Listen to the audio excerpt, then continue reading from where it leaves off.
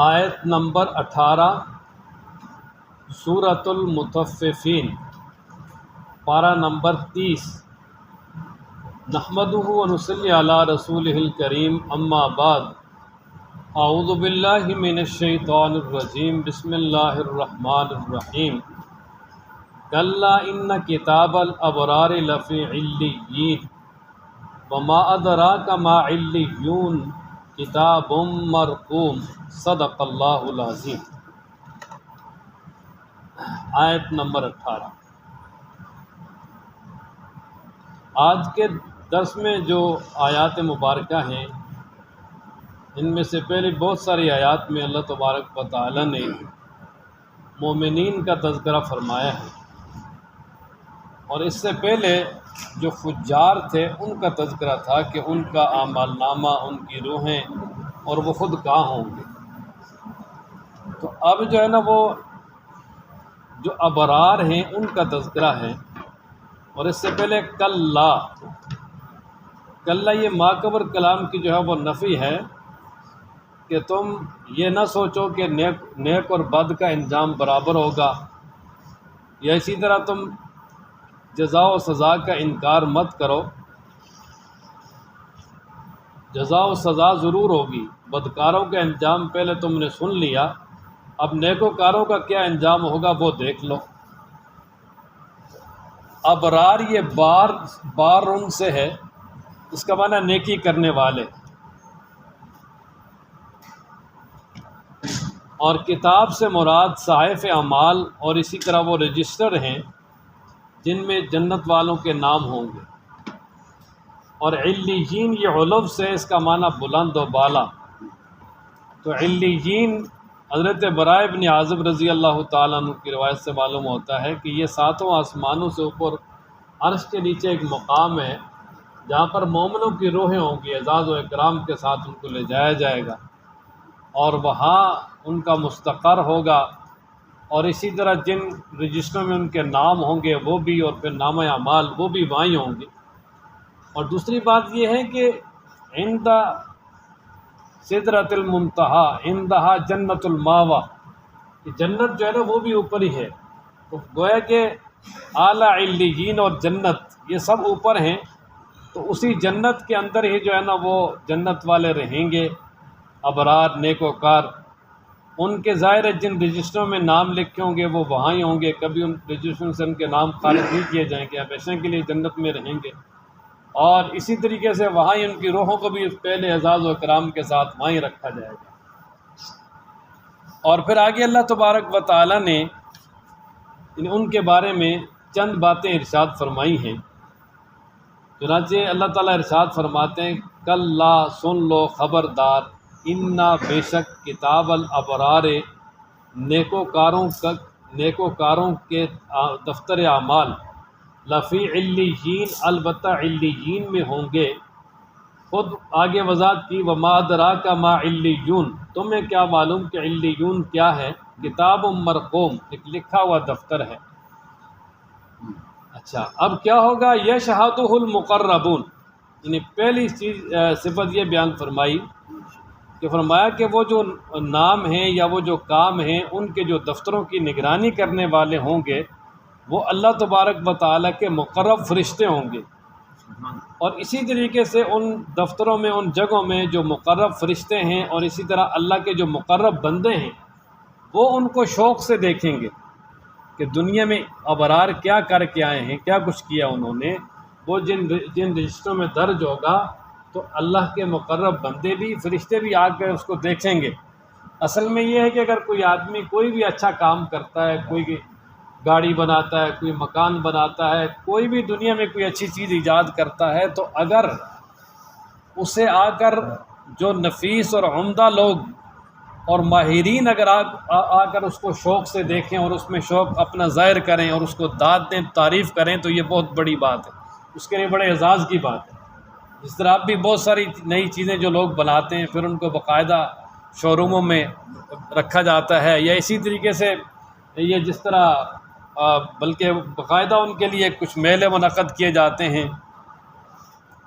تو ان میں باقاعدہ ان کو دکھایا جاتا ہے تاکہ لوگ آئیں اور دیکھیں، جس طرح ایکسپو سینٹر میں باقاعدہ ان کے وہ لگتے ہیں، نمائشیں ہوتی ہیں، تو ان میں باقاعدہ وہ لگا کے دیکھتے ہیں اور پھر ان کو یعنی اس میں دلچسپی ظاہر کرتے ہیں، بہت سارے لوگ پھر ان کو لیتے ہیں، پھر اسی طرح وہ آگے بڑھتے جاتے ہیں۔ تو وہ کسی بھی چیز میں جو ہے نا وہ ماہرین فن اگر دلچسپی ظاہر کریں، اس کو خوشی سے دیکھیں، تو یہ بڑے اعزاز اور خوشی کی بات ہوتی ہے کرنے والے کے لیے۔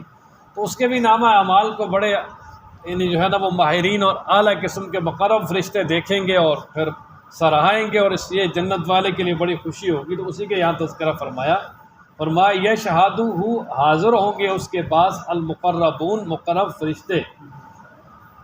اور دوسری چیز بیان فرمائی کہ ان کو کیا ملے گا، فرمایا ان الابرار بے شک نیکوکار لفی نعیم البتہ نعمتوں میں ہوں گے،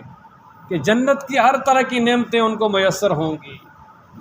ساری کی ساری جو ہے نا وہ نعمت ان کو میسر ہوگی، جو وہ چاہیں گے وہ ملے گا، جو مانگیں گے وہ ملے گی، ساری حسرتیں خواہشیں وہاں پوری ہوں،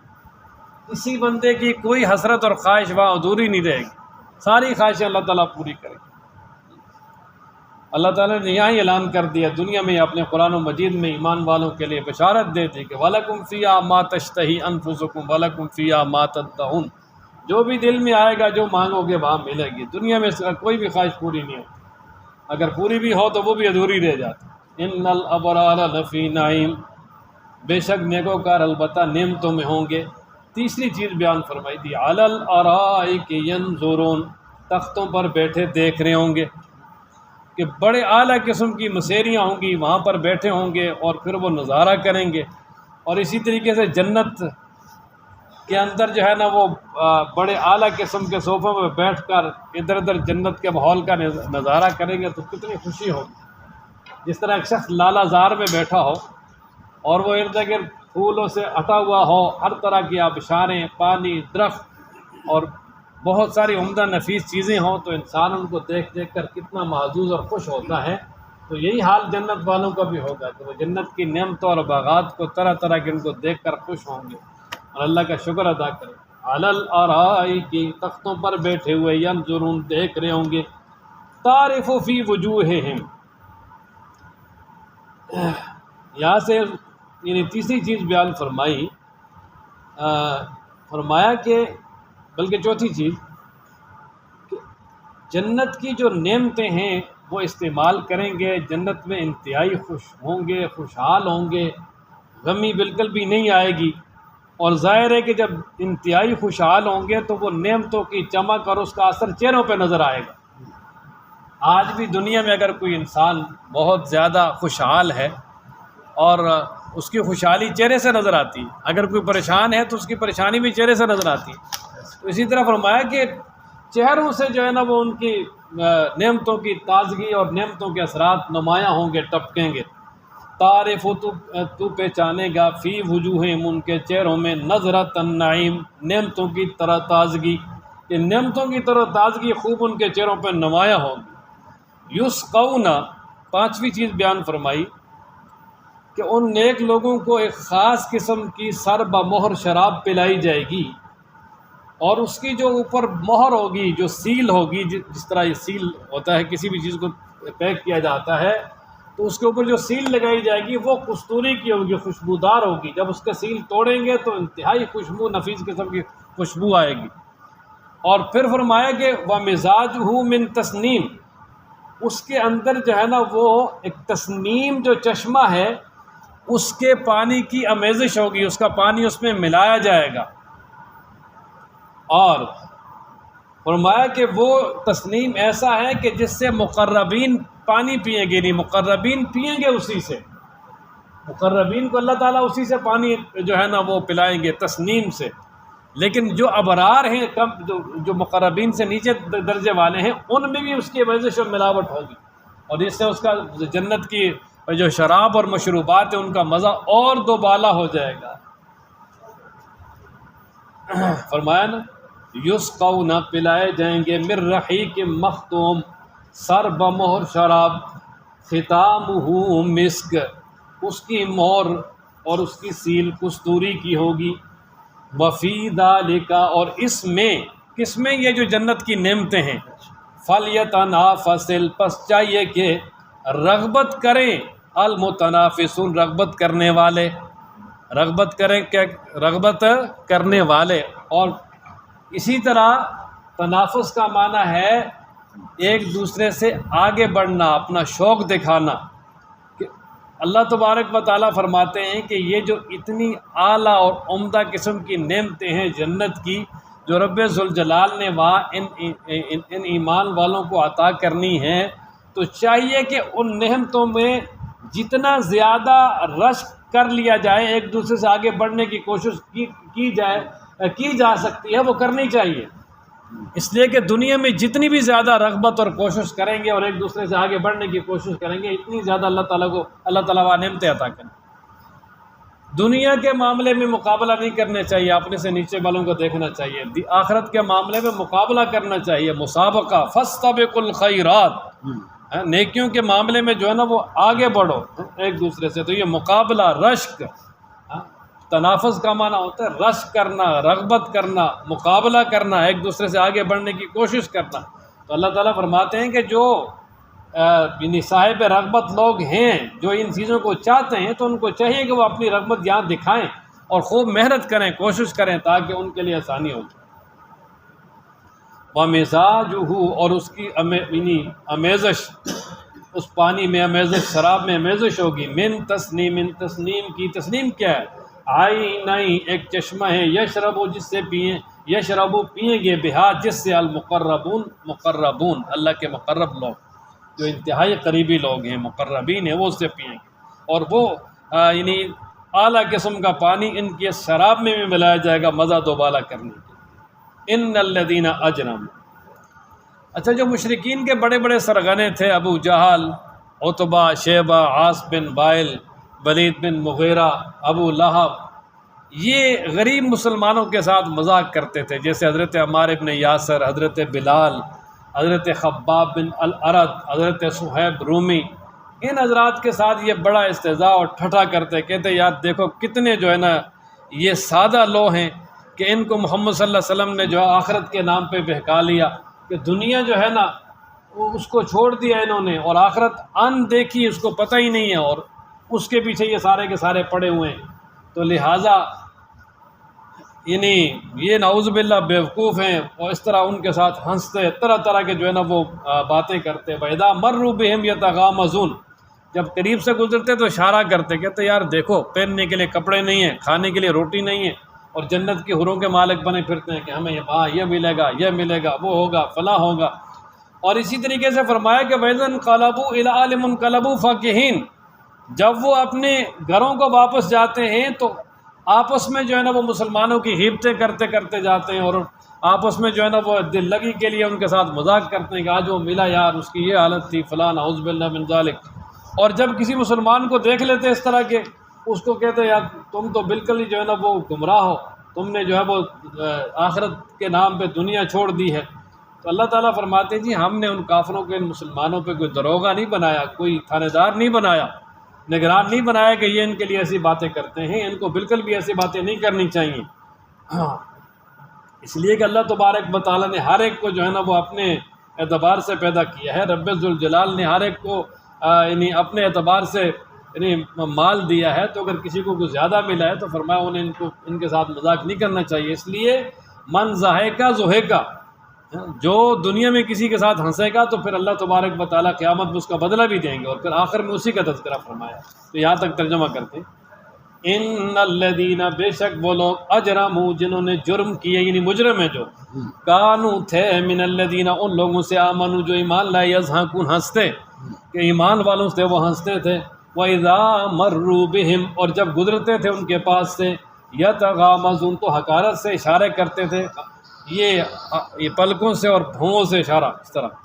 وَإِذَا انْقَلَبُوا، اور جب لوٹتے تھے، إِلَىٰ أَهْلِهِمْ، اپنے گھر والوں کی طرف، انقلبوا، تو لوٹتے تھے، فاکہین، اتراتے ہوئے، اور اسی طرح خوشطبی کرتے ہوئے مسلمانوں کے بارے میں، نہیں خوش گپیاں کرتے ہوئے کہ آج وہ ان کے ساتھ یہ ہو گیا، وہ ہو گیا۔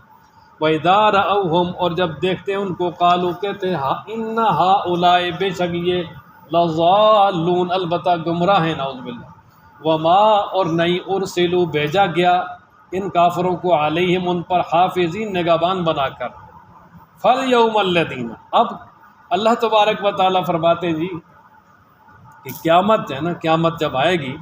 تو قیامت کے بعد جب اللہ تعالیٰ انہی غریب صحابہ کو جنت میں داخل کریں گے تو ان کی حالت قوی ہو جائے گی، اور پھر یہ جنت میں بیٹھے ہوں گے اور کفار کو جنت کے بالا خانوں میں بڑی بڑی مسیریوں پہ بیٹھے ہوں گے اور تخت شاہی پہ بیٹھے ہوں گے، اور وہ سامنے اللہ تعالیٰ جہنم کو بھی سامنے کر دیں گے، تو اس کا اثرات ادھر نہیں آئیں گے لیکن نظر آئیں گے وہ، اور وہ سامنے سے دیکھیں گے بھائی کہ ابو جہل کے ساتھ کیا گزر رہی ہے، ابو لہب کے ساتھ، عتبہ، شیبہ، ولید بن مغیرہ، عاص بن وائل، اور اسی طرح جو یہودیوں کے بڑے بڑے سرغنے تھے، منافقین کے سرغنے تھے، ان کے ساتھ کیا گزر رہی ہے، اور فرمایا کہ ان کو دیکھیں گے اور ان کے ساتھ دیکھ دیکھ کے پھر وہاں سے ہنسیں گے، ہاں اب بتاؤ کیا حال ہے،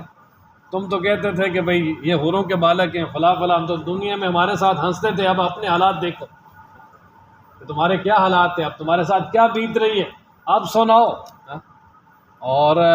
اگر مظلوم کے سامنے ظلم کرنے والے کو اگر اس کے ظلم کا بدلہ مل جائے اور وہ دنیا میں یعنی وہ صحیح ذلیل ہو جائے مظلوم کے سامنے، تو مظلوم کے لیے سے بڑی خوشی کوئی نہیں ہوتی۔ تو ظاہر ہے وہ جو مظلوم صحابہ ہیں ان کے اوپر کتنا ظلم کیا، لیکن اللہ تعالیٰ ان کو دکھائیں گے وہاں، تاکہ یہ جو دنیا میں مظلوم تھے، ظلم و ستم جن پہ کیا، ظالموں کا انجام دیکھ لیں کہ کیا ہوا ہے۔ اور اللہ آخر میں فرماتے ہیں یقیناً کفار کو ان کے کیے کا بدلہ مل گیا ہے۔ فَالْيَوْمَ پس آج الَّذِينَ وہ آمنوا جو ایمان لائے، من الکفار کافروں سے، یضحکون ہنس رہے ہوں گے، علی الارائک تختوں پر بیٹھے ہوئے، ینظرون دیکھ رہے ہوں گے۔ حال یہ حال کا معنی ہوتا ہے کیا، لیکن کبھی یہ حال قد کے معنی میں ہوتا ہے، تو یہ یقیناً کے معنی میں ہے۔ حال یقیناً ثوب الکفار بدلہ دیا گیا کافروں کو، ما کانوا یفعلون اس کا جو وہ کرتے تھے، ما اس کا کانوا یفعلون جو کرتے تھے۔ اللہ تعالیٰ ہم سب کو قرآن پڑھنے، سمجھنے، عمل کرنے کی توفیق عطا فرمائے، اور اللہ تبارک و تعالیٰ یہ جو جنت کی نعمتیں ہیں اللہ ہمیں ان کا مستحق بنائے۔